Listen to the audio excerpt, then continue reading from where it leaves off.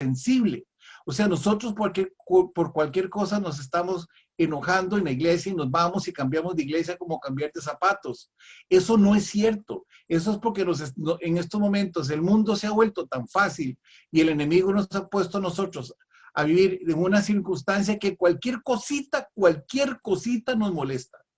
Yo le decía a la gente, yo a veces tengo que salir desde Bronzeville, que está a 500 kilómetros, para hablarlo en kilómetros, mi oficina de aquí el miércoles para llegar a dar la clase, y nosotros nos damos cuenta que todavía la gente enciende el computador tarde, y que la gente llega a las iglesias tarde, y que la gente no quiere orar. Yo sé que nosotros tenemos responsabilidades y el Señor las entiende, eso yo lo sé, pero yo lo que quiero es que ustedes también vean que nosotros tenemos una obligación muy grande delante del Señor para cumplir. El Señor, cuando la iglesia cae, le dice 3 cosas y las vamos a estudiar. Estoy repasando un poquito la semana pasada. Le dice, recuerda de dónde has caído, arrepiéntate y haz las obras. ¿Cuál fue la estrategia que estableció Satanás? Y hoy lo vamos a estudiar un poquito más a profundidad con la iglesia de Éfeso. Que usted no viviera una relación con el Espíritu, una relación con Cristo, sino que usted, las obras que usted quería hacer fueran las obras que a usted se le ocurrían, no las obras que Dios le encomienda. Dios nos dijo a nosotros que nosotros no éramos salvos por obras para que nadie se gloriara, porque era un regalo de Él, pero que Él tenía en Efesios 2:10 preestablecidos, Él tenía preestablecido para nosotros mismos unas obras que nosotros teníamos que cumplir, y esa obra era que cuando el Espíritu Santo llegara a mi vida, Él iba a enviar 9 frutos del Espíritu para que me transformaran: el amor, el gozo, la paz, la paciencia, la benignidad, la longanimidad, etcétera, para que me transformaran. Y una vez que yo fuera transformado por Cristo Jesús a través del Espíritu Santo, entonces me fuera a servir con los dones espirituales que Él me había dicho. Pero ahora la cosa no es así. Ahora la cosa es diferente. Ahora nosotros estamos viendo a ver qué don desarrollamos. Estamos desarrollando muchos dones que son del mundo, pero no estamos desarrollando la palabra de Dios. Finalmente, Él a la iglesia de Éfeso le está pidiendo que viva en una intimidad y que se deleite con Él. ¿Realmente usted disfruta su vida en Cristo Jesús? Pregúntese usted por qué todos estos cristianos murieron y alabaron y bendijeron el nombre de Dios. Espérense que lleguemos a la iglesia de Esmirna para que usted se dé cuenta todo lo que esta gente empezó. Aquí empezamos nosotros a entender el problema, pero cuando vayamos avanzando en las iglesias, ustedes se van a dar cuenta que ese 25% que hablaba ahí, que era la iglesia donde la palabra de Dios cayó en tierra fértil, es la que ha hecho que nosotros lleguemos el día de hoy. Y esa iglesia ha peleado con el mundo entero para mantener viva la experiencia que Dios pide que nosotros vivamos, donde nuestra riqueza no está aquí en la tierra, sino que nuestra riqueza está en el cielo. Y eso es lo que Él pide que nosotros tengamos. Muy bien. Hablamos la semana pasada también de la carta de Éfeso. La carta de Éfeso fue la carta que el Señor dejó escrita para la iglesia de Éfeso, que empieza con Apolos en el capítulo 18 del libro de los Hechos y continúa su desarrollo en el capítulo 19. Y esta carta la escribe Pablo, inspirado por el Espíritu Santo, casualmente para decirle a la iglesia de qué se trata ser cristiano. Ser cristiano es una obra que es por gracia, y ahorita yo voy a comparar varias cosas cuando hable de las enseñanzas de los gnósticos, que son los nicolaitas. Entonces, en las cartas de Éfeso, básicamente lo que está anunciando Pablo son las responsabilidades de la iglesia. Él expone el plan de salvación. ¿Y por qué digo las responsabilidades de la iglesia? Porque nosotros, todos los que estamos aquí, somos la iglesia. Todos nosotros los que estamos aquí somos la iglesia. Y aunque usted no lo crea, muchos de los que estamos aquí no hemos conformado todavía parte de una iglesia, y nosotros en estos momentos estamos deliberando contra nosotros mismos, no dejándonos guiar y no dejándonos instruir por el Espíritu Santo, y estamos en un estudio bíblico tratando de ver qué cosas nuevas aprendo, no qué cosas nuevas tengo que vivir. Y son dos cosas diferentes. Cuando Pablo expone el plan de salvación, él lo está exponiendo para los elegidos, únicamente para los elegidos. ¿Quiénes son los elegidos? Los que fueron redimidos por la sangre de Cristo en la cruz del Cordero. Y Pablo, a los redimidos en la cruz del Cordero, les deja les deja una carta teológica y les explica perfectamente bien en el libro de los Efesios varias cosas que son importantes. La primera de ellas dice, es que él expone el plan de salvación y el plan de salvación es por fe. Dice, no por obras para que nadie se gloríe. Si usted cree que está haciendo buenas obras, hermano, le voy a decir, está totalmente equivocado. Las obras no las hacemos nosotros. El libro de Efesios, el libro de Hechos 1:8 dice, y ustedes me serán testigos en todo Judea, Perea y en todas las naciones. Usted va a ser testigo, usted no es hacedor. El hacedor es el Padre, es el Espíritu Santo, no somos nosotros. Y eso es lo que la palabra de Dios quiere decir. Nosotros no somos los hacedores es el Espíritu Santo. En segundo lugar, el plan de salvación que él expone es el siguiente. 1, nosotros somos salvos por fe, única y exclusivamente por la fe. No somos salvos de ninguna otra manera, como dice San Juan 1:13. No somos salvos, dice, ni por voluntad de hombre, ni por voluntad de carne, ni por ser judío. Dice, nosotros somos salvos porque así Dios lo determinó. Dios lo determinó. El hecho de que usted se diga que usted es cristiano no significa que usted es cristiano. Usted lo puede decir y usted puede aparentar vivir como un cristiano, pero los cristianos son los que realmente manifiestan el testimonio de Jesucristo en sus vidas, de acuerdo a lo que dice Primera de Juan, capítulo 2, versículos del 2 al 4, al 5.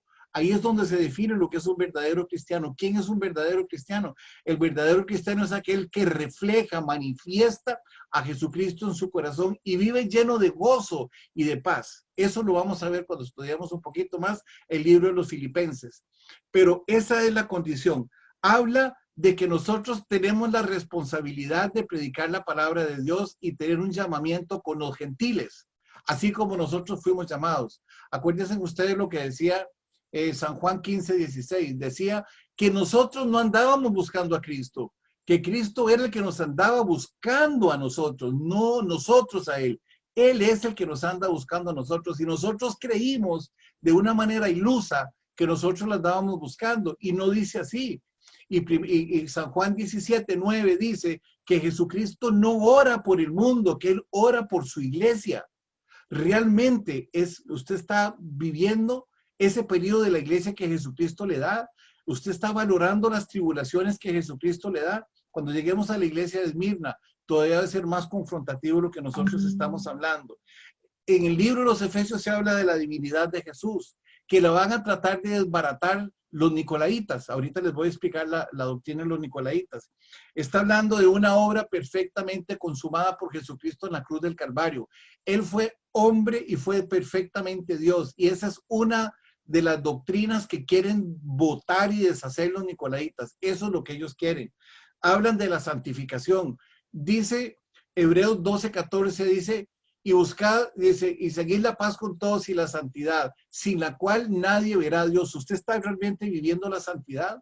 Usted vive la santidad de Jesucristo, dicen, ser santo porque yo soy santo. Esa es la santidad de la que hablaba Pablo. La plenitud y la victoria está concedida a los santos. ¿Usted se siente en victoria o se siente en derrota?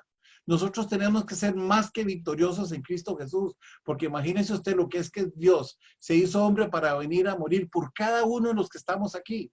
¿Usted realmente valora eso? ¿Usted realmente está en su vida concibiendo la obra que Jesucristo hizo por usted? Eso es lo que hace el libro de los Efesios. Le está enseñando a usted y le estaba enseñando a los habitantes o las personas que estuvieron durante la primera época de la iglesia, que es en el momento en que Jesucristo muere hasta el momento en que muere San Juan, que fue el último de los apóstoles, hasta el año 100. Hay distintas versiones, como lo explicaba muy bien también el hermano Sergio, pero yo soy del criterio de que la iglesia empieza cuando Jesucristo muere y la iglesia primitiva en la época apostólica termina cuando Juan muere. Esa era la enseñanza que nosotros teníamos con respecto a la iglesia de Éfeso. Ahora, vamos a ver. ¿Cuál es el problema de la doctrina de los nicolaitas? El problema de la doctrina de los nicolaitas, y solamente estoy repasando, por eso no estamos viendo notas. El problema de la doctrina de los nicolaitas es que todo el mundo la quiere interpretar de una manera literal. ¿Qué es interpretar la doctrina de los nicolaitas de una manera literal? Bueno, es bien fácil, es decir, Nico significa opresor o gobernante y Laita significa gobernar un proletario, o sea, de otra manera, significa que los gobernantes van a oprimir al pueblo. Esa teoría obviamente se maneja, yo les expliqué a ustedes hace unos días que Jesucristo lo que quería era una teocracia. ¿Se acuerdan que se los expliqué? Jesucristo quería una teocracia. Sin embargo, el pueblo de Dios no quería una teocracia, quería una democracia. Y una democracia son pueblos elegidos por los hombres que hoy nos lamentamos todos nosotros de lo que estamos viendo en el mundo entero. Todos nosotros nos lamentamos de eso, porque cuando se hablaba de esa famosa democracia, se decía que iban a diezmarnos en todo sentido, que se iban a llevar a nuestros hijos, que se iban a llevar nuestros dineros, que se iban a llevar nuestros ganados, y que los hombres, que el diezmo que nosotros teníamos que dar, era un diezmo que iba dirigido a defender un hombre en la tierra. Y ese hombre, para estos estudios, se llama el César. Para las épocas de nosotros, ese imperio se dividió y ahora cada país tiene un gobernante. Estos son los gobernantes que nosotros queríamos, Dios no lo quería. Pero sin embargo, el hombre insistió y nosotros ahora tenemos delante de nosotros la consecuencia de que el hombre no escuchó la voz de Dios cuando el profeta Samuel le dijo al pueblo que Dios no quería que eso fuera. Sin embargo, así fue. Y nombraron a Saúl, y Saúl hasta con las brujas negoció con Satanás a través de la bruja de Endor, y no logró sus objetivos. Entonces Dios se le aparece a él, y él le indica, le da instrucciones a Samuel de que nombre un nuevo rey, y ese nuevo rey se llama David. Igualmente a David le pasó lo mismo. Después de David vino Salomón, y de Salomón vino toda una perdición para la iglesia de Dios, y entendámoslo en aquel tiempo como el pueblo de Dios. Todos esos cayeron. El apóstol Judas, para mí, en Judas 1:4, es el que da la mejor definición de lo que significan las falsas doctrinas. Específicamente se estaba refiriendo a los nicolaitas, y lo voy a leer textualmente. Eso está en las notas, nada más pongan atención. Dice, porque algunos hombres han entrado encubiertamente, dice, los que desde antes habían sido destinados para esta condenación, dice, hombres impíos, dice, que convierten en libertinaje la gracia. Convierten en libertinaje la gracia. O sea, usted no se siente perdonado por el Señor, sino que tiene que ir donde alguien para que lo perdone. Porque usted no puede redimirse a usted mismo, usted no puede negarse a usted mismo para continuar con la palabra de Dios en su vida, simplemente no puede. Por eso busca a alguien que le cancele o que le anule sus pecados, y eso no puede ser así. Eso se llama un libertinaje. Además, no es solamente un libertinaje, es una burla para la palabra de Dios, porque Dios escucha nuestras peticiones siempre. Dice, que convierten en libertinaje la gracia de nuestro Dios y niegan a Dios como el único soberano, a nuestro Señor Jesucristo. O sea, las doctrinas niegan. ¿Ustedes creen que si yo le pido a alguien que perdone mis pecados, no estoy negando la soberanía de Dios? ¿No lo creen ustedes así? Claro que sí. Lo que pasa es que es más fácil que alguien me diga a mí que me perdonó, a que yo realmente haga un cambio de actitud en mi vida y deje el pecado. Es muchísimo más fácil. ¿Cómo se llama eso? Eso se llama ser un gnóstico. Y ahorita lo van a entender por qué. Se llama ser un fariseo. Muy bien. ¿Cuál era la estrategia que perseguían los nicolaitas? Estaba fundamentada en 6 cosas. Una, querían degradar la espiritualidad de los cristianos. 2, establecer una secta con consecuencias que no se conocen para que usted siga dependiendo del hombre. 3, los nicolaitas se consideran seres superiores. Ustedes saben que dentro de la iglesia, entre comillas, cristiana, y repito, entre comillas, cristianas, hay sectas hay gente que se considera superior a nosotros. Hay gente que se considera que tiene todo el conocimiento para hacerlo. Ustedes saben que muchas veces y muchos pastores son totalmente desprestigiados porque les dicen que no fueron a una universidad o que no fueron a estudiar. Y el Espíritu Santo, que es el Espíritu de Dios, que es más fuerte que todo lo que está en el mundo, es burlado. Y eso no es así.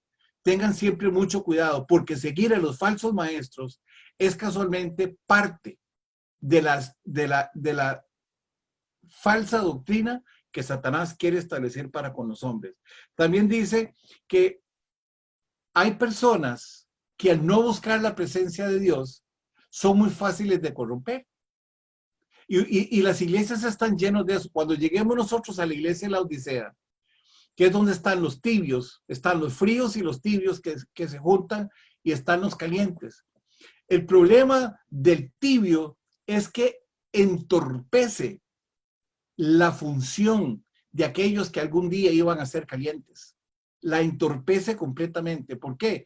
Porque empiezan a meterle pensamientos humanos y se empieza a mover en las iglesias el espíritu de Jezabel, que es el espíritu de la chismografía. Es el espíritu de andar criticando a los pastores y criticando a los hermanos. Eso se mueve en las iglesias. También estamos hablando de aquellos que alcahuetean el pecado. Tenga mucho cuidado. Cuando usted ve una persona llegue a pedirle un consejo, dígale que está mal, dígale que está en pecado, no le alcahuetee el pecado. ¿Por qué? Porque cuando yo cometo un error, la primera persona que se da permiso de hacerlo soy yo. ¿Cuántas veces usted en su mente ha tenido el deseo de pecar y peca? Y como usted es el que se da permiso, después usted cree que pide perdón y todo se acabó. Que no nos pase lo que dice Hebreos capítulo 10. Ojalá que no caigamos en manos de un Dios vivo.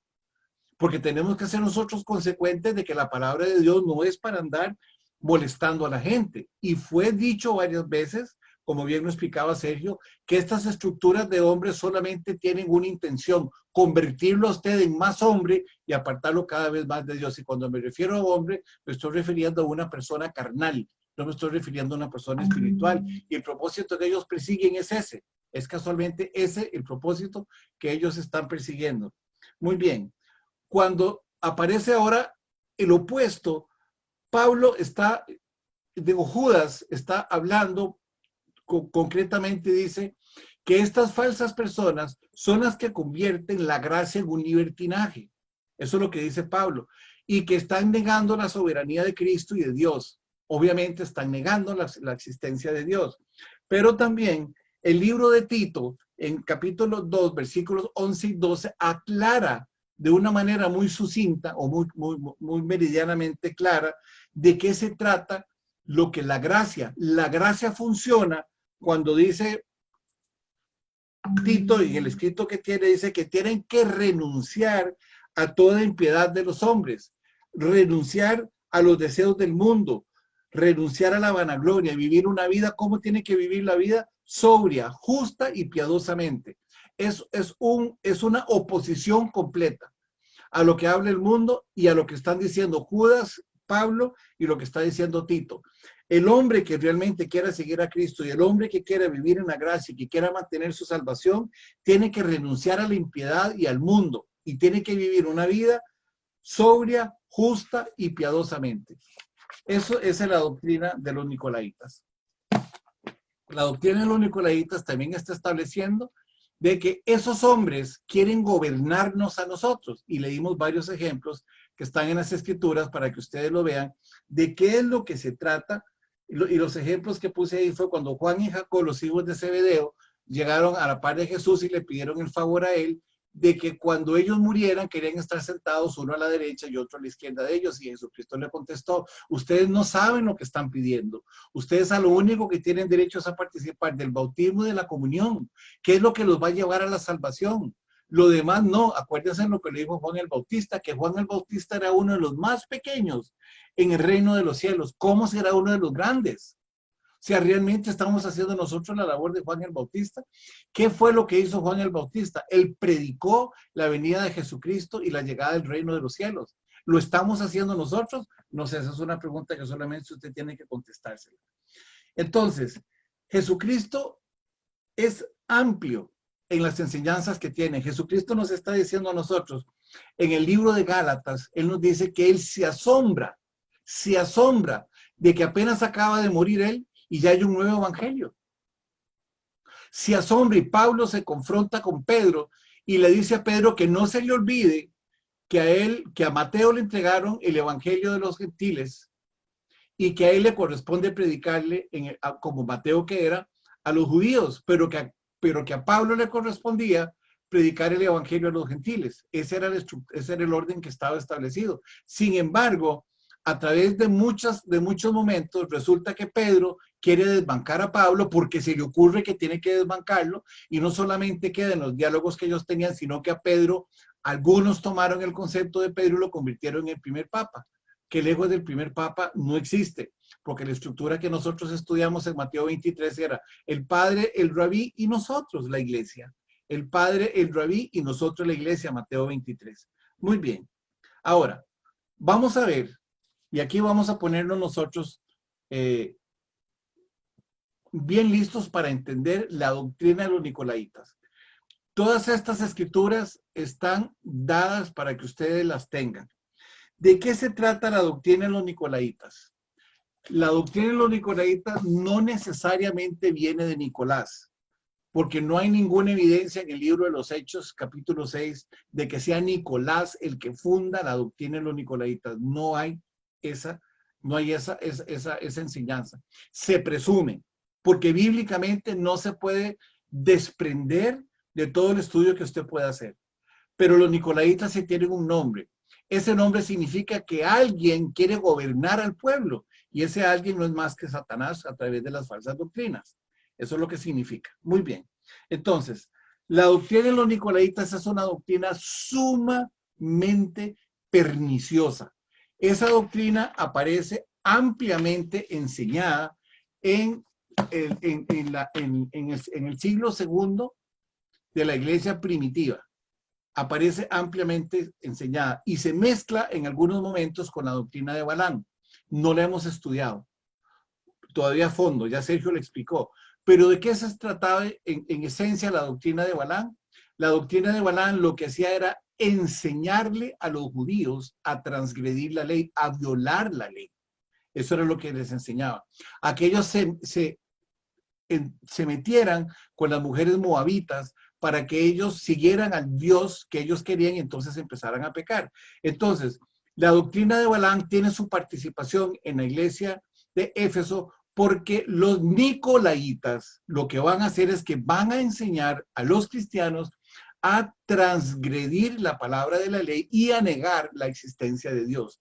Eso es lo que hace. Entonces los nicolaitas instigaban a los cristianos a observar, o sea, no permitían que se observara lo que se había establecido en el concilio de Jerusalén. El primer concilio que se realiza en la Biblia aparece en el libro de los Hechos en el capítulo 5. Y la primera persona que dirige la iglesia se llama Jacobo o Santiago. Él es el que dirige la iglesia. Ustedes lo pueden leer con detenimiento y les va a encantar. Se llega a un acuerdo y ese acuerdo al que se llega dice lo siguiente, que las personas tienen que, específicamente en Hechos 15:29, lo que dice es que las personas tienen que abstenerse de comer alimentos sacrificados a los ídolos, de sangre de ahogado y de fornicación.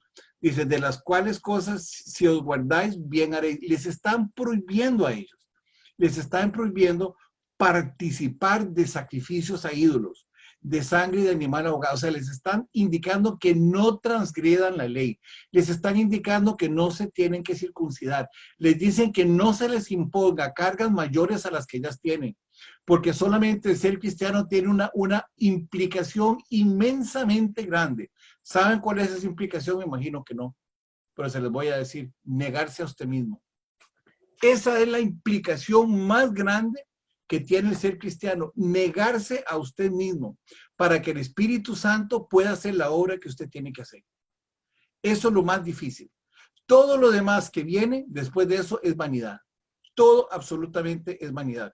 Porque la única manera que usted tiene para poder hacer la voluntad del Padre es, como lo dije hace un rato, que el Espíritu Santo fluya en usted para que usted pueda hacer la obra que fue establecida para usted desde antes de la fundación del mundo, como dice Efesios 1:4, porque nosotros fuimos escogidos desde antes de la fundación del mundo para que fuésemos santos y sin mancha. Eso era lo que estaba establecido. Sin embargo, los nicolaitas, con una mezcla de Balaam, eso es lo que enseñan. Y acuérdense de esto. Los nicolaitas lo que están buscando es que desaparezca la figura de Jesucristo, hombre y Dios. Eso es lo que ellos están buscando, y que usted transgreda y que usted olvide quién es Jesucristo. Y los balamitas, por otro lado, lo que están haciendo es que usted transgreda la ley y caiga en el pecado. Eso es lo que está haciendo. ¿Y qué es lo que va a hacer la iglesia de Tiatira? Que usted adore a un personaje, que no le vamos a poner nombre todavía, para que se termine la fiesta. Los nicolaitas le quitan a usted la presencia de Dios y la presencia de Jesucristo. Por otro lado, los de Balaam le enseñan a usted que usted transgreda la ley. Ya tenemos dos cosas importantes. Y en la iglesia de Tiatira va a aparecer un personaje para que usted lo adore.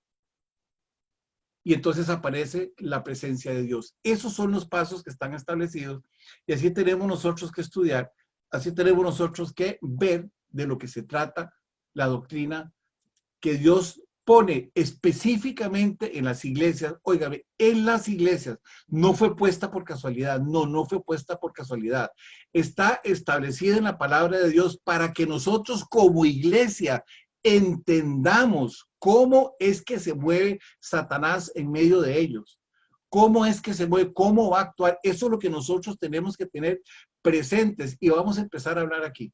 Entonces, ¿cuál es la esencia de los nicolaitas? Los nicolaitas quieren destruir al Dios y Padre, creador de todas las cosas, y a Jesucristo, su Hijo, que es Dios. Si Jesucristo no muere, si Jesucristo no nace, vive, muere y resucita en una cruz, de una cruz, no tenemos cristianismo. No existe el cristianismo. Entonces, ¿qué es lo que quieren los nicolaitas? Los nicolaitas quieren casualmente eso. Y voy a tratar de explicarlo. Ustedes lo van a recibir en las notas. Espero yo avanzar bastante hoy para que ustedes lo tengan en las notas, porque yo pensaba hacer esto tipo flash, pero la verdad es que mejor nos vamos a dedicar a hacerlo de una manera más detallada. El movimiento de los gnósticos, que es el que los nicolaitas promueven, se llama gnosticismo. ¿Qué significa la palabra gnos? No significa conocimiento. Quiere decir que el conocimiento, no la fe. El conocimiento es la esencia del gnosticismo. Ahora, ¿qué es el gnosticismo? El gnosticismo es una mezcla entre lo religioso y lo filosófico. Bingo.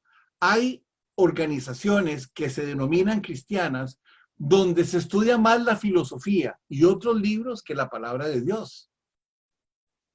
Ustedes averigüen, búsquense los resúmenes o los pensos, yo no sé cómo lo conoceremos cada uno, de qué tiene que estudiar usted para hacerse sacerdote, de qué tiene que estudiar usted para hacerse un pastor adventista. Estúdienlo nada más. Lo que menos estudia es la palabra de Dios y lo que más estudia es una filosofía. Por eso el gnosticismo es una mezcla de tres cosas.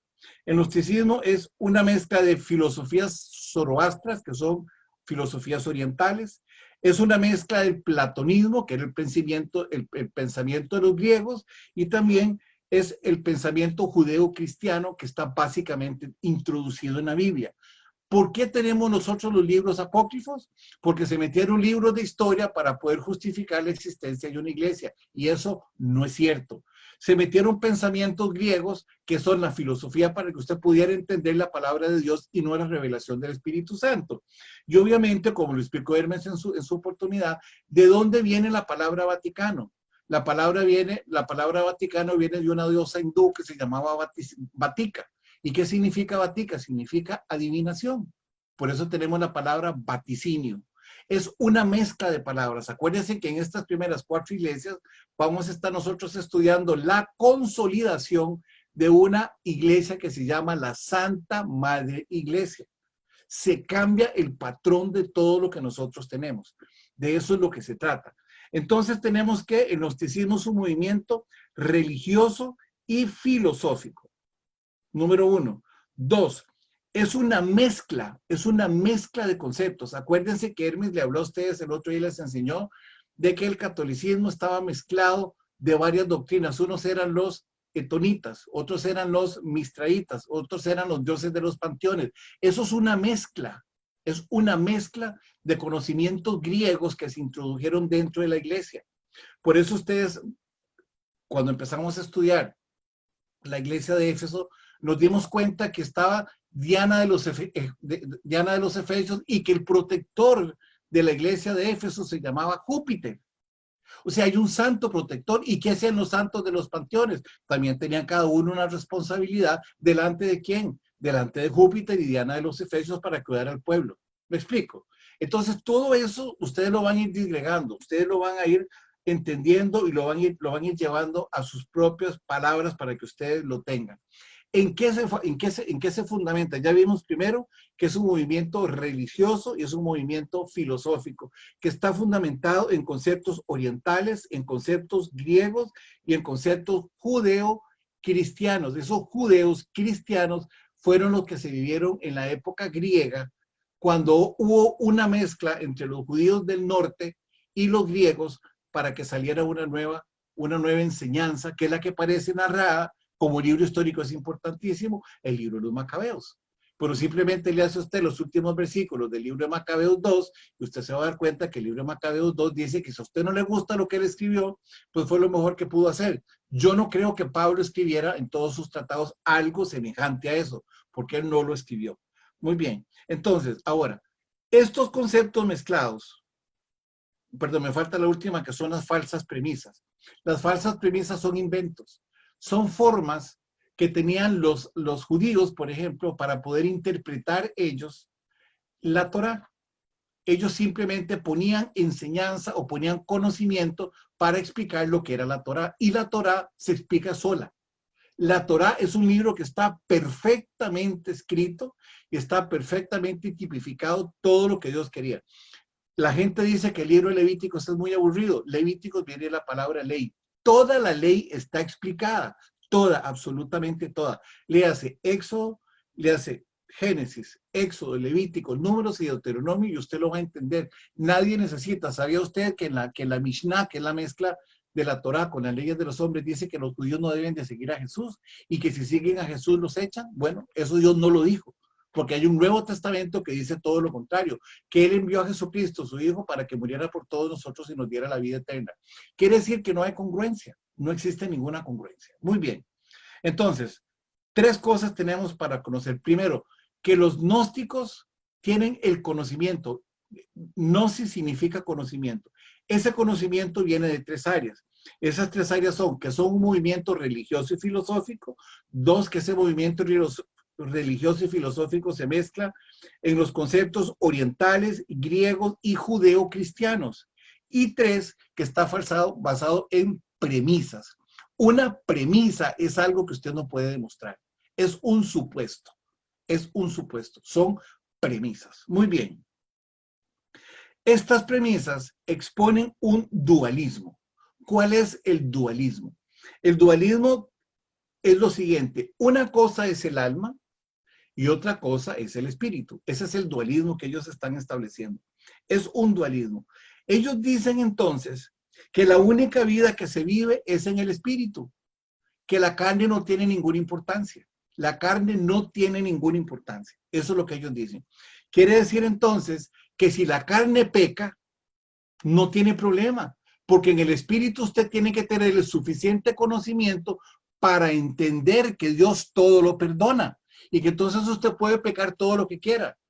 Porque Dios, como es un Dios que necesita, entre comillas, entrenarse en el perdón, cada vez que usted comete un pecado, entonces Dios lo perdona. Como dicen por ahí, el que peca y reza empata. ¿De acuerdo? Ese es el concepto.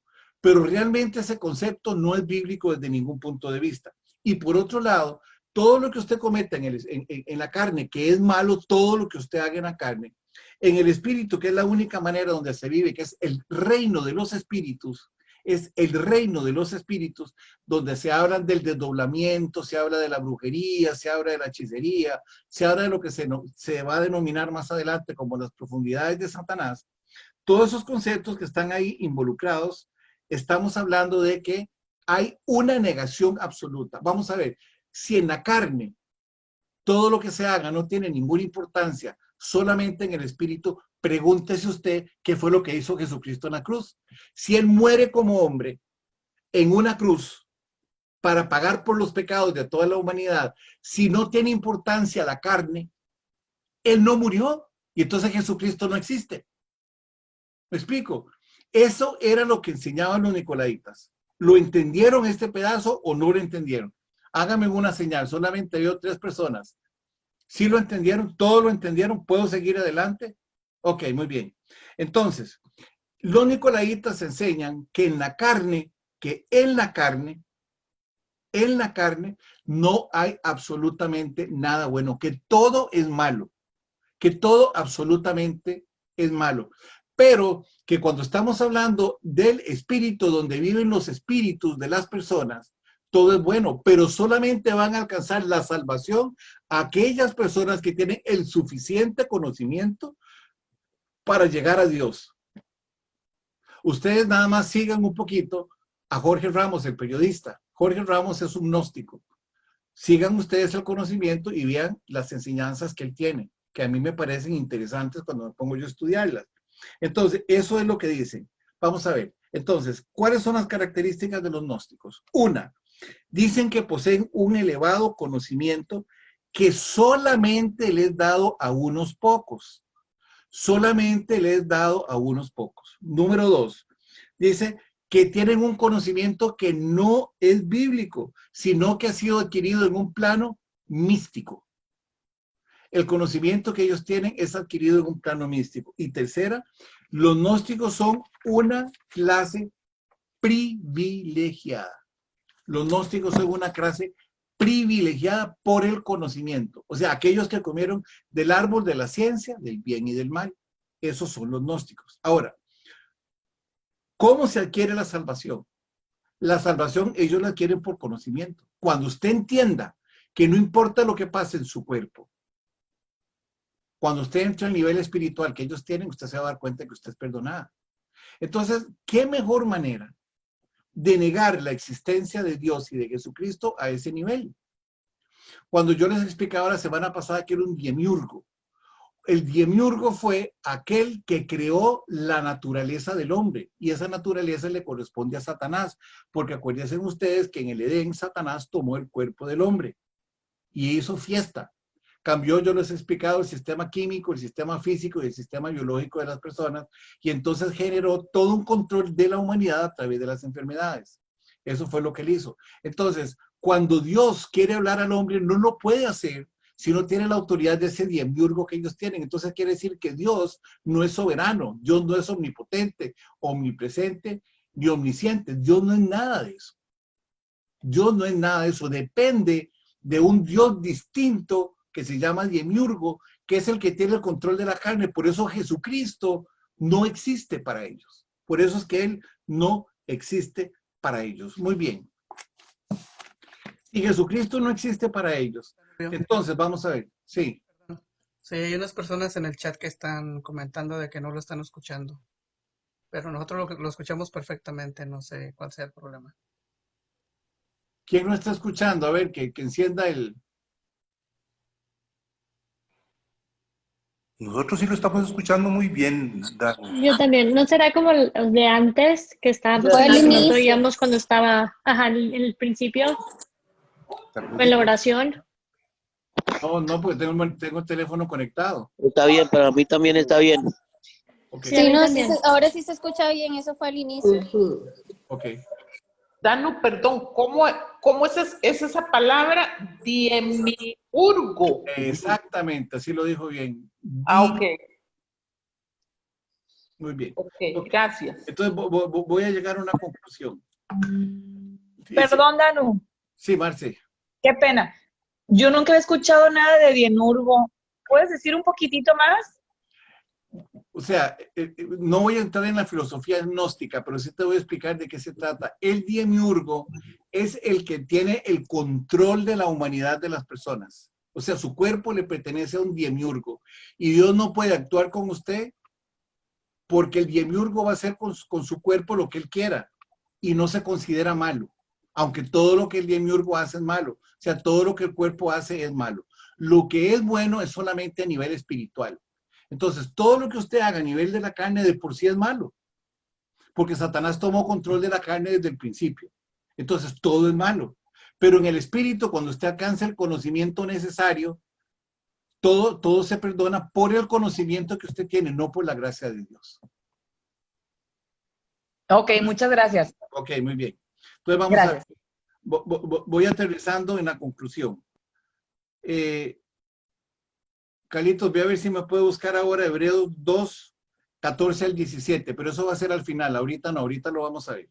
Dice, 1, entonces voy a resumir, dice, 1, si el cuerpo de Jesucristo no es real y es aparentemente físico, como dicen ellos, ¿qué importancia tiene la muerte de Jesús en la cruz?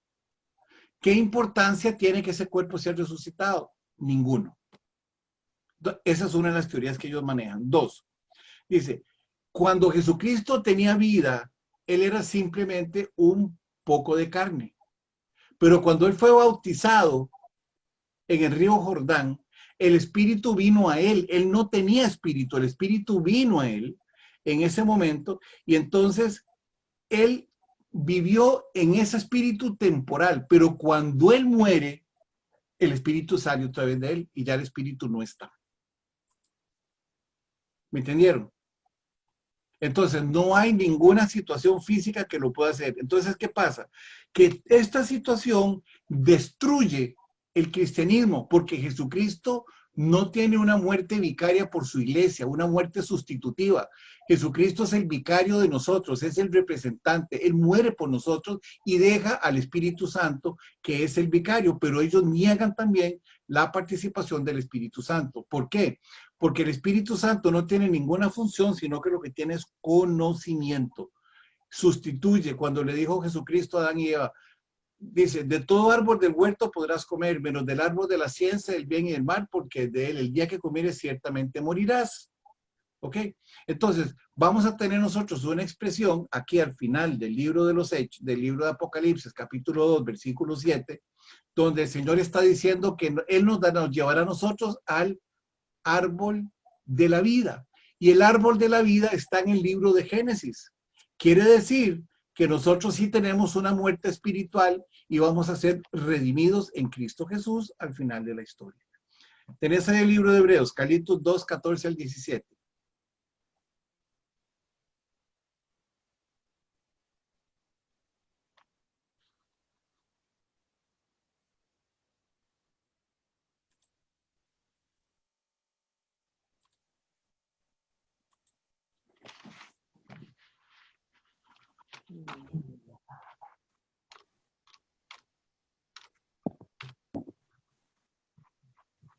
Ok, dice así.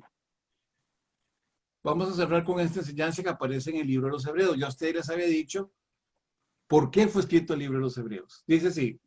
Así que, por cuanto los hijos de Dios, vea, participaron de sangre y carne, él también participó de lo mismo. ¿Para qué participó de carne y sangre? Para destruir por medio de la muerte al que tenía el imperio de la muerte, esto es, al diablo. Imagínense que si no existiera la carne, pues nunca se hubiera vencido el imperio de la muerte, porque Satanás casualmente lo que toma es la carne del hombre. 15, dice, y librar a todos los que por el temor de la muerte estaban durante toda la vida sujetos a servidumbre. Porque ciertamente no socorrió a los ángeles, sino que socorrió a la descendencia de Abraham. No socorrió a los ángeles que eran criaturas espirituales, dice, sino que socorrió a la descendencia de Abraham, a la cual posteriormente, que es la iglesia de hoy, le quedó el Espíritu Santo como vicario. 17, por lo cual debía ser en todo semejante a sus hermanos, semejante a nosotros. No leo Carlitos ahorita. Bueno, ok. Dice, si no dice, porque ciertamente no socorrió a los ángeles, sino que socorrió a la descendencia de Abraham, por lo cual, dice, debió de ser en todo semejante a sus hermanos para venir a ser misericordioso y fiel sumo sacerdote en lo que a Dios se refiere. ¿Para qué? Para expiar los pecados del pueblo. Aquí está la explicación que le estaban dando a los hebreos de aquella época, que eran en la época de Jesús, de lo que se trataba el evangelio, que Jesucristo vino y fue hombre igual que nosotros y murió igual que nosotros para darnos a nosotros la vida eterna. Muy bien. Ya, Carlitos. Hasta ahí nos entendemos. Sí. Ok, muy bien. Bueno, estás en patines, Danubio. ¿Cómo? En patines. A ver, ¿qué significa eso? Corriendo. Pero van bien. Apenas hemos trabajado una página de todo lo Sí, que... en algunos términos que No, pero la única palabrilla nueva es sí, ¿no? Diemiurgo. Sí. Lo que Dano, entonces, según Diemiurgo. esos tipos, digamos, cuando nosotros celebramos la cena del Señor, eso sería nulo para ellos también. Por supuesto, está negando a Cristo. Ujú. Y Jesucristo dijo, haced esto en memoria de mí. ¿Qué es lo que se Correcto. hace? ¿Qué es lo que se hace en la misa católica? Cada vez que usted va a la misa y se reparte el vino y el pan, usted está sacrificando nuevamente a Jesucristo. Eso es lo que significa, por definición, la palabra misa. Ujú. ¿Ok? Eso, Ahora sí, ay, y nosotros lo que cristianos no hacemos lo mismo en la Santa Cena o No. es otra. no, nosotros ¿Cuál es la lo hacemos, diferencia? la iglesia cristiana lo hace en Ay, memoria, que- la iglesia cristiana lo hace en memoria de. La iglesia católica lo sacrifica cada vez. ¿Ok? Muy bien. Ok. Carlitos, ahora sí vámonos a las notas para ya volar y terminar esta iglesia.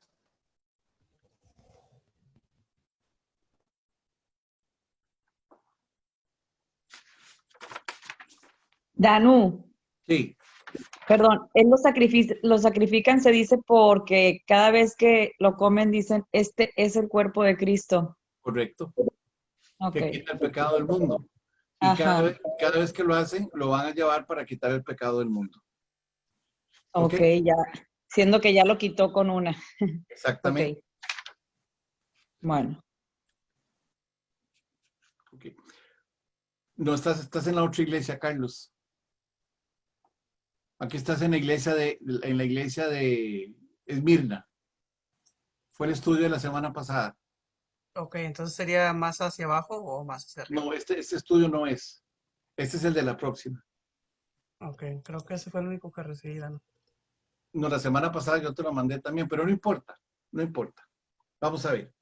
Vamos a seguir hablando ahora. ¿A dónde llevó todo esto? ¿A dónde desembocó? Si quieres que te dé esa pantalla, Carlos, para ver si... No, ya no se preocupe. Tenga paz, no se preocupe, Carlitos. No hay problema. ¿A dónde llevó todo esto? Toda esta serie, todas estas circunstancias que les he explicado a ustedes, de un gobierno nefasto, que es el de los nicolaitas, que quieren imponerse, que eso se llaman los falsos apóstoles, y los falsos apóstoles aparecen hasta el día de hoy, cuando alguien habla de que somos una iglesia católica, apostólica y romana. Esa apostólica supuestamente es una sucesión que viene desde Pedro.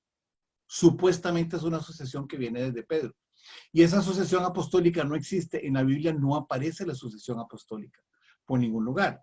Entonces, es parte de lo que están sembrando ellos, la negación de Cristo, una sucesión apostólica. Ustedes vieron la película Los dos papas, The Two Popes en inglés. Bueno, si no la ha visto en Netflix, véala. Ahí usted se va a dar cuenta el diálogo que existe entre dos hombres y cómo es que ellos empiezan a decir a dónde se va a pasar la iglesia de uno a otro lado. Se llama The Two Popes o los dos papas. Ahí ustedes lo van a ver y van a entender un poquito más de lo que yo me estoy refiriendo. Bueno, muy bien.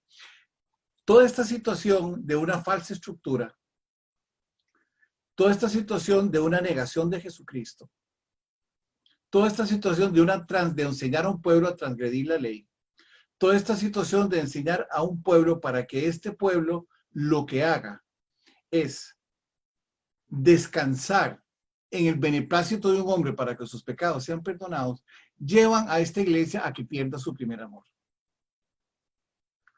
Cuando estábamos hablando de que pierdan su primer amor, en el libro de Marcos, Mateo 24:12, dice que se multiplicará la maldad y el amor de muchos se enfriará. La maldad se va a multiplicar. ¿Cuál fue el temor? ¿Cuál fue el arma primordial que escogió Satanás para establecer las falsas doctrinas y una iglesia que no venía de parte de Dios? Se llamó el temor. Fue el temor. ¿Por qué? Porque a través del temor que se estableció, el imperio romano los iba a matar, los iba a destruir. Cuando empecemos a ver la iglesia de Esmirna, ustedes se van a dar cuenta. Por eso Jesucristo le dijo a la iglesia de Esmirna, y me voy a adelantar un poquito, le dijo, no temas lo que vas a padecer, porque casualmente el temor fue el que hizo que muchos se redujeran, si en estos momentos entran a su casa y le dicen a cada uno de ustedes, si usted no niega a Jesucristo, lo matamos, yo le garantizo que de los que están aquí, muchos se van a quitar, porque el temor a la vida el temor a la muerte es algo espantoso.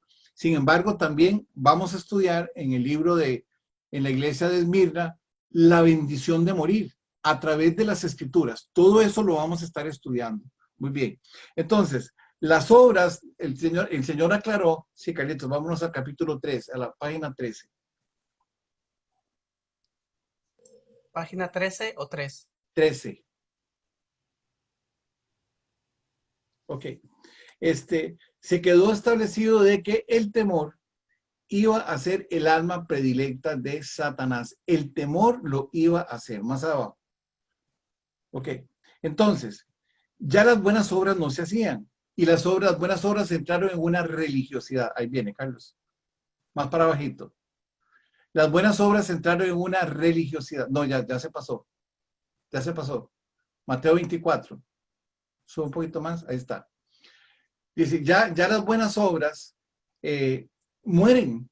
Y entonces cuando usted está haciendo las obras del hombre, que era lo que los nicolaitas querían que usted hiciera, y la imposición de hombres según la doctrina, pues la iglesia muere. La iglesia muere. Por eso le dice que si ellos no cambian y no se arrepienten, el Espíritu de Dios se iba a ir de esa iglesia y ya Jesucristo no iba a tener control de esa iglesia para nada. Muy bien. Entonces, la maldad era mucha, por eso el amor se había enfriado. Y además la iglesia tenía enemigos naturales. Voy a hacerlo rápido. Tenía 3 tipos de enemigos. 1, los fanáticos religiosos. ¿Quiénes eran los fanáticos religiosos? Eran los mismos judíos que no habían aceptado a Jesús y que ellos, como vieron que estaban perdiendo poder porque ya el Rey de Reyes había venido y ellos no querían creer, entonces empezaban a denunciar a los verdaderos cristianos para que el gobierno romano los despedazara y los deshiciera y les quitaran todos sus derechos. Los ladrones y los cristianos tenían el mismo estatus, o sea, no eran queridos en el Imperio Romano. Entonces, los cristianos eran odiados. 2, había un hombre que se llamaba Demetrio, acuérdense que lo estudiamos la semana pasada, el miércoles, donde venían las caminatas, las procesiones de largas distancias, y ellos hacían crucifijos de plata, perdón, crucifijos no, hacían estatuas de la diosa Venus y de Júpiter, y los vendían. Y cuando Pablo empezó a convertir a la gente, entonces resulta que esta gente empezó a quemar los libros y quemaron, decía que el equivalente a muchísimos días de salarios, que eran muchísimos días, era muchísimo el dinero que se había quemado para que no se apartara la brujería. Entonces, Demetrio se enojó con ellos y empezó a ponerles el pueblo en contra. Entonces, habían cristianos, había gente que odiaba a los cristianos. Y Demetrio, por su nombre, tenía que haber sido un romano o un griego. No era específicamente un judío. También tenía, y los llamaban mentirosos, tenían otros enemigos. La iglesia tenía otros enemigos. ¿Cuáles eran? Los falsos apóstoles, y tenían también como enemigo a los nicolaitas. Muy bien. Dentro de esos enemigos, ustedes baja, Carlos, a la página 14. Ahí aparece, ahí. Yo les voy a recomendar que lean ustedes el versículo de Filipenses 4:8, para que ustedes lo tengan. Yo de aquí en adelante voy a empezar a ir un poquito más rápido, porque esta nota yo espero que les lleguen a ustedes. Dice, las maldades de Éfeso eran tanto que la estrategia que Satanás utilizó fue llenarlos de temor. Él los llenó de temor. También la iglesia de Éfeso ya tenía 30 años de haber sido fundada, y dentro de esa iglesia de Éfeso ya habían creyentes de segunda generación y de tercera generación. Quiere decir que ya no era el mismo amor. ¿Por qué no tenían el mismo amor? Porque no se les dedicaba tiempo a ellos. Yo conozco cientos de iglesias donde la persona nace en Cristo Jesús y no les ayudan en nada, no les dan a ellos la participación que necesitan. Esa es una de las críticas grandes. Los agarran y los mandan a un grupo pequeño, pero no los forman, no les enseñan, no les dan dirección, no les dan instrucción. Y una cosa es un estudio bíblico y otra cosa es una consejería para cuando las personas llegan, porque llegan heridas con su corazón totalmente destruido. Dice, las personas cuando caen en las obras humanas, las obras materiales, son personas que van a estar frías, van a hacer su voluntad y no van a hacer la voluntad del pueblo. Entonces, ¿qué sucede con todo esto? ellos pierden su primer amor. Cuando la persona pierde su primer amor, cuando cree que es salva, cuando lo confiesa que es salva, pero no vive conforme a la palabra de Dios, está haciendo obras muertas. Tengan cuidado porque está haciendo obras muertas. Esto hágalo para usted en su corazón. Sin embargo, Dios ama tanto esta iglesia, pues seguí bajando, Carlos, que Dios les da una enseñanza en Apocalipsis 2:5 y les dice, para que la iglesia se corrija, le está diciendo, recuerda es a dónde estabas vos antes de llegar a la presencia de Dios. ¿Qué había sido de tu vida? ¿Qué era lo que estabas haciendo? ¿Por qué llegaste a nuestro Señor Jesucristo? ¿Cuál fue la razón por la que llegaste? Recuerda, medita qué fue lo que pasó y mira de dónde has caído. Yo les había dicho a ustedes que la palabra has caído era un error teológico. ¿Por qué? Porque habían permitido que el error cayera en ellos. Les está diciendo, recuerda de dónde viniste y todo lo que estabas haciendo mal. Y le dicen, arrepiéntete. Arrepiéntase usted de todo lo que hizo. Dice, y haz las primeras obras. Si no, vendré pronto a ti y quitaré tu candelero de su lugar si no te hubieras arrepentido. O sea que la presencia de Dios ya definitivamente no iba a estar en usted. No significa eso que el Espíritu Santo se va, porque el Espíritu Santo no se va, sino que usted va a seguir haciendo las obras de los hombres y como Dios es un caballero y Jesucristo le van a permitir que usted siga haciendo las obras que a usted le corresponden. Vamos a seguir bajando. Arrepiéntase. Ya vimos, recuérdate. Baja, arrepiéntase, Carlos. Más abajo, más. Arrepentirse significa cambiar de dirección. Y Jesucristo le está diciendo, recuerde de dónde viene y vea lo que está haciendo. Y cambie de dirección. Busque la presencia del Espíritu Santo y Él lo va a guiar a usted nuevamente a lo que yo creo que usted debe de seguir. Y vuelve a hacer las primeras obras. ¿Cuáles son las primeras obras? Usted tiene ahí una lista. Dice, subí un poquito más, Carlos.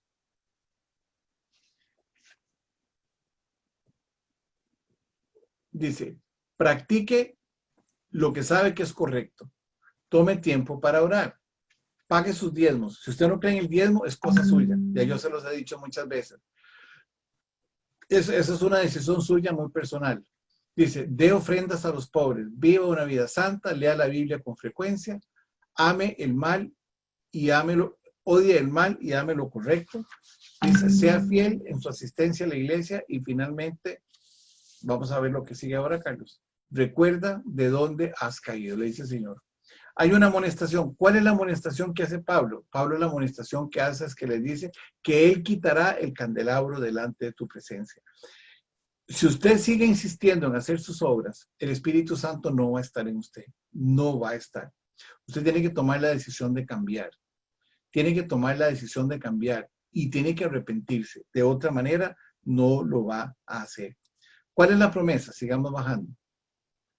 La promesa viene dado única y exclusivamente para los creyentes. Dice, al que venciere, le daré a comer el árbol de la vida, el cual está ¿dónde? En medio del paraíso. ¿Quiénes son los vencedores? Los vencedores son solamente los que se arrepintieron y escuchan la palabra de Dios. Dice, están los vencedores y los vencidos. No hay un término medio. Los vencedores y los vencidos, no hay un término medio. ¿Y quiénes son los vencedores? Los vencedores son los creyentes. No hay más que los creyentes. Al final hay una nota, ustedes la van a ver en la página 17, que dice, vamos, no, subí, Carlitos, subí. No, más para arriba, al revés. Suba más. Ahí empieza, ahí. No, ya se fue, ya se fue violentamente. Después de la, siga más, donde aparece el rótulo amarillo, baje más. Ok. Dice ahí, ¿quiénes son los vencedores? Vamos a ver. Dice aquí, tenemos al lado izquierdo, donde está el versículo, al lado derecho, donde aparece una respuesta, y tenemos en el centro la descripción de los que vencen el mal y la descripción de los que son vencidos por el mal. ¿Quiénes son los que vencen el mal? Dice, los que hacen las buenas obras, baje, Carlos. y trabajan arduamente. Bye. Usted dice, los que hacen las buenas obras y trabajan arduamente. ¿Quiénes son los vencedores? Los vencedores son los que perseveran en tiempos difíciles. Los vencedores son los que perseveran en tiempos difíciles. Dice, ¿quiénes son los vencedores? Los que prueban y rechazan a los falsos maestros. Es su responsabilidad probar a los falsos maestros y rechazarlos. Si usted no los rechaza, es su problema. Porque hay un libro que se llama La Palabra de Dios y usted tiene que leerla para que usted pueda entender de qué es lo que se trata la Palabra de Dios. Si usted está recibiendo falsas enseñanzas, es su problema. No es problema del Señor, porque Él dejó una palabra de Dios para que usted se guíe. Cuarto, dice, en el 2.5, cuando está denunciando el problema que tiene, le dice, recuerden, se arrepienten y hacen las primeras obras y vuelven al primer amor. Esas son las personas que van a mantenerse venciendo el mal. ¿Quiénes no vencen el mal? Los de la derecha, dice. Los que caen del primer amor y no vuelven atrás. ¿Quiénes son esos? Los que no se arrepienten. Ese cuadro yo espero que ustedes lo analicen bastante. Dice, ¿quiénes también son los vencedores? Los que odian lo que Dios odia. ¿Qué es lo que Dios odia? El pecado. Y los que no se arrepienten son los que creen que juegan con el pecado y después creen que son arrepentidos. Finalmente dice, ¿quiénes son los que realmente vencen el mal? Vencen el mal los que se someten a lo que el Espíritu Santo dice, los que escuchan a conciencia y leen la palabra de Dios. ¿Quiénes no vencen el mal? Dice, son los empecinados que rehúsan a someterse al Espíritu Santo y son los que cesan de dar luz y pierden la presencia del Señor. Ustedes van a terminar de esto y voy a ir al final. ¿A dónde se cumple la promesa que estamos leyendo nosotros aquí? Baja, Carlitos. Siga más. Siga más. Vamos a ver el último cuadro. Ese es. Dice, ahí. Dice, ¿cuál fue la promesa que Dios dejó para la iglesia? En Apocalipsis 2.7 dice, el que tiene oído, oiga lo que el Espíritu dice a las iglesias. Al que venciere, le daré de comer del árbol de la vida, el cual está en medio del paraíso. Dice, al que venciere, le daré de comer del árbol de la vida que está en medio del paraíso. Y es importante entender que el paraíso y el Edén y el tercer cielo son lo mismo. Entonces, ya cuando la iglesia está redimida, ¿dónde está? Está en la presencia del Padre, están en el cielo. ¿Y a dónde está el cumplimiento? En Apocalipsis 22, 1, 2 dice, después me mostró un río de agua, un río limpio de agua de vida, resplandeciente como cristal, que salía del trono de Dios y del Cordero. Estaban en el cielo. ¿Y a dónde aparece ese árbol de la vida? Le dice, en medio de la calle de la ciudad. Dice, y a uno y a otro lado del río estaba el árbol de la vida que produce 12 frutos. Y cada mes su fruto, y todas las hojas del árbol eran para la sanidad de las naciones. Vean qué bonito lo que dice aquí. Dice, y que produce 12 frutos, cada uno, y cada mes su fruto. O sea que la vida permanente del cristiano es estar produciendo vida. Dice, y las hojas del árbol eran la sanidad de las naciones. Nosotros tenemos que producir vida todos los días. Tenemos que predicar la palabra de Dios todos los días. ¿Para qué? Para traer sanidad a las naciones. Y aquí terminamos ya. ¿Cómo quedaron? ¿Más enredados o más entendidos?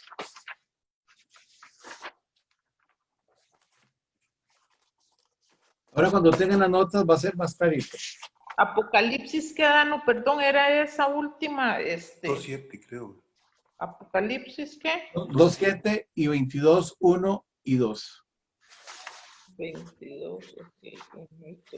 Bueno, entonces, esa semejanza que en algunas iglesias cristianas se ha promovido en los últimos tiempos referente a que se dicen iglesias apostólicas, porque supuestamente tienen un apóstol que los dirige y entonces eso tiene para hacer una semejanza a la iglesia católica o simplemente ¿cómo lo analiza usted?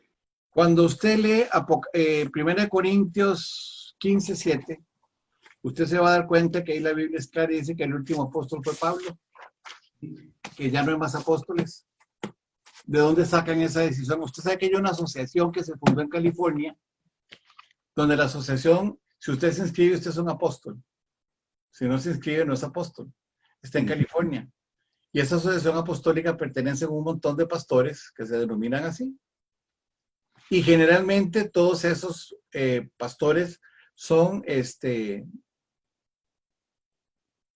las iglesias estas. Bueno, ahorita no me acuerdo. Pero es una corriente de iglesia donde que son, ¿cómo se llaman las iglesias? Las pentecostales, ¿verdad? Las iglesias pentecostales. No son las de la Adventistas del día séptimo. No, esas son sectas. Esas No. son sectas. Ellos no creen en el Espíritu Santo. Pero me imagino que eso es para asemejarse al orden que se ha que ha dispuesto la Iglesia Católica. No sé si será para eso, pero simplemente para darse más importancia de lo que realmente debe tener un cristiano, porque el único es el Padre, el Hijo y la Iglesia. Okay. Y la Iglesia, porque en medio de la Iglesia está el Espíritu Santo. Danu, pero si yo busco palabra apóstol es un enviado, o sea, en realidad, el Señor dijo, y de hacer discípulos a todos, en realidad todos deberíamos ser enviados pero... Todos somos enviados a... Correcto, por eso, entonces no hay una denominación en especial. Correcto, pero estos disque apóstoles, ellos se ponen de un momento a otro el título, creo yo, porque yo aprendí, estuve muchos años en una iglesia con situaciones así, ¿verdad? Que aquella persona se cree superior y casi que se pone a la par de Dios, ¿verdad? Qué tremendo, pero... Correcto. Sí, así es. Iba más que todo hacia un gran porcentaje hacia esa persona, hacia la organización de él. Correcto. Por eso le decía que en la iglesia de Éfeso dice que el Señor tiene las estrellas en su mano, o sea, los apóstoles pertenecen a Cristo, no pertenecen a los hombres. Es como que ella diga, yo soy salvo y siempre salvo, ¿no? El que determina que yo soy salvo es el Señor, no soy yo. Son organizaciones de hombres. Sí. Bueno, muy bien. Danos nada más una cosita. Ahora que vimos esa palabra, ¿sabes? Y en Miurgo, ¿verdad? Me acordé de esto, que nosotros lo habíamos estudiado hace muchos años. La Iglesia Católica, lo que ellos llaman la cena, ellos llaman transubstanciación, ¿verdad? Que es como volver Es convertir la sangre, es convertir el vino y la sangre en el cuerpo de Cristo y la sangre de Cristo. Esa es la transubstanciación. Sí, correcto. ¿Algo más, Helen? No, muy claro. A mí sí me gustó. Ok, está bien. Muy bien. A ver, Marcela, ¿alguna duda? Todo bien, Danu, gracias. Ok, a vos. Está bien. Ya la última partecita llegó mi marido con un poquito de súper y ya no alcancé a escuchar el final, pero bueno, lo que alcancé a escuchar, todo entendido. Ok. Danu, perdón, nada más una cosita, es que solo pude anotar uno. Los tres enemigos de la iglesia de Éfeso era el primero, fanáticos religiosos, y las otras dos no las logré anotar. En el mismo orden en que las di. Sí, señor. Ok. Los fanáticos y religiosos, como Demetrio. Los falsos apóstoles. Ok. Okay, y los nicolaitas. Gracias. Cata es mi hija. A ver, Cata.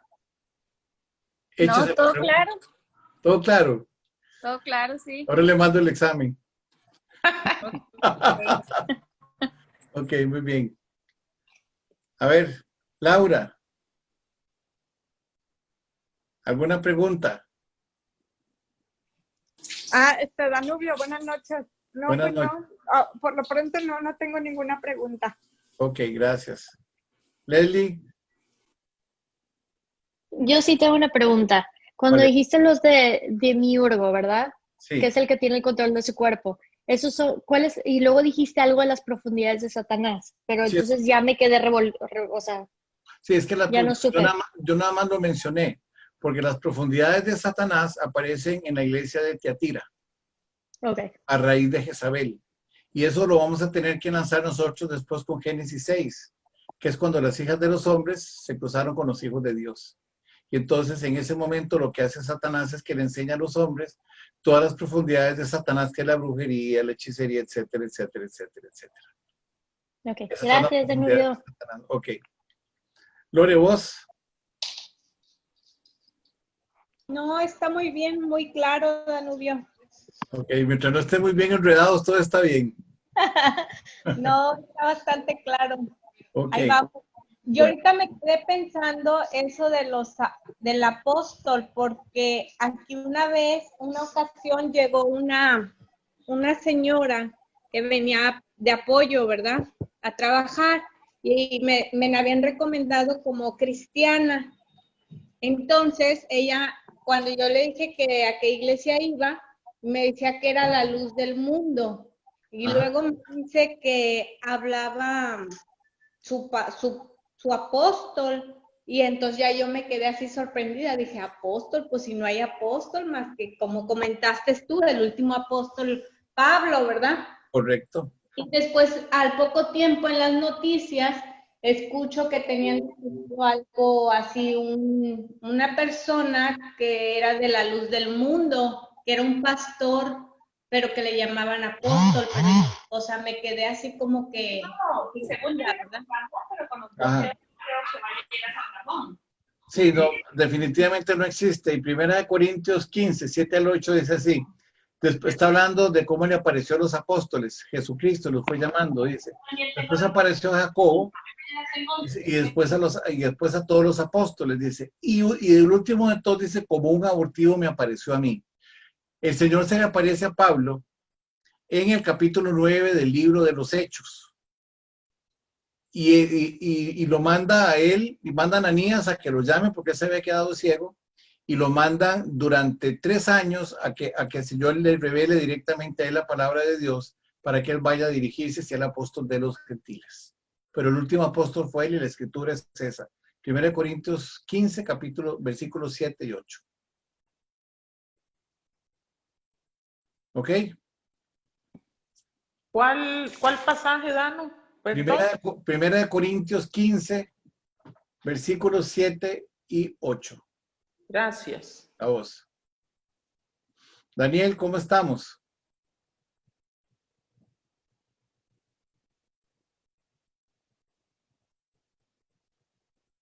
Marce. Mande. ¿Dudas? Todo bien, Danu. Ok. Pues ya sabes, estaba tristemente un tiempo desconectada, entonces aquí conectándome otra vez, pero muy entendible todo, la verdad, muy bien todo lo de hoy y como siempre, aunque me desprendí un tiempecito, uno vuelve al ruedo y aprendes cualquier palabra, me impresiona. Ok. Que el día que vuelvo otra vez así a conectarme, se aprende. Así es. Muchas gracias, Danu. Gracias a vos y saludes. Saludos. Gracias. Sergio.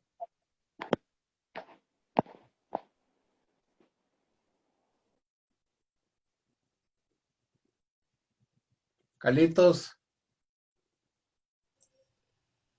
Sí, Garo. ¿Alguna duda? No, todo muy claro. Adolfo, mi hermano. Aquí estoy, Danubio. ¿Alguna duda, Sergio? No, nomás es la palabra de ese, la tengo que estudiar. El Demiurgo. que todavía no le... ¿Cómo? Demiurgo. Demiurgo. Sí. Casi de mi orgullo, del miurgo. Correcto. Ok. Así se me graban las palabras, de mi orgullo. Ok, muy bien. Adolfo, vos. Adolfo, mi hermano. No, bien, muy bien todo. Más bien me parece que cuando uno lee los evangelios, la de Juan habla un poco diferente a los otros tres, porque él quiere encalcar por el asunto de los nicolaitas, el Dios, el Jesús Dios y Jesús hombre. Correcto. Exactamente. Y eso es lo que tratan de destruir los nicolaitas.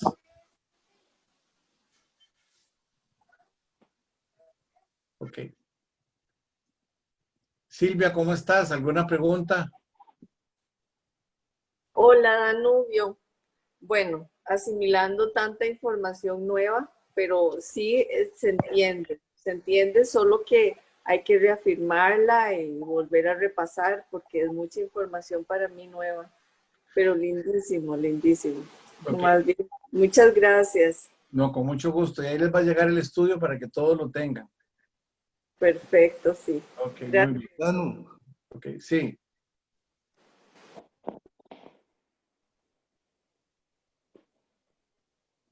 Inés.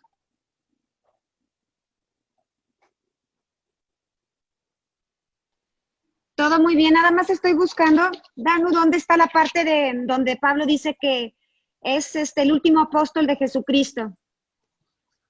Ahí en 1 Corintios 15, 7 y 8. Sí, pero Hechos también, Pablo lo dice que él es el último de los apóstoles, ¿no? No, lo dice en Corintios. Ok, entonces es el 1 Corintios 15, 7 y 8. Sí. Voy a hacer un estudio rapidito la próxima clase de eso. Para que ustedes De lo tengan. acuerdo. ¿Ok? ¿Ya me tiene otro? Sí, todo lo demás está claro. Ok, muy bien. Y ahora con las notas les va a quedar más claro.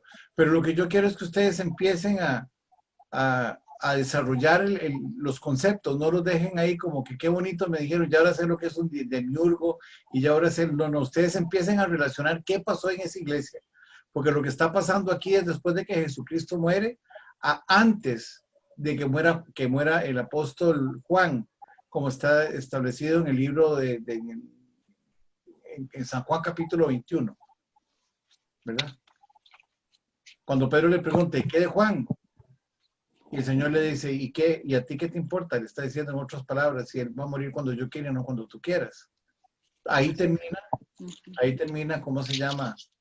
El periodo apostólico y Pablo es llevado directamente hasta el fin de los tiempos a través de la revelación del libro del Apocalipsis. Muy bien. ¿Quién quiere orar? Un valiente que quiera orar. Pues ya yo tengo la garganta seca. A sus órdenes.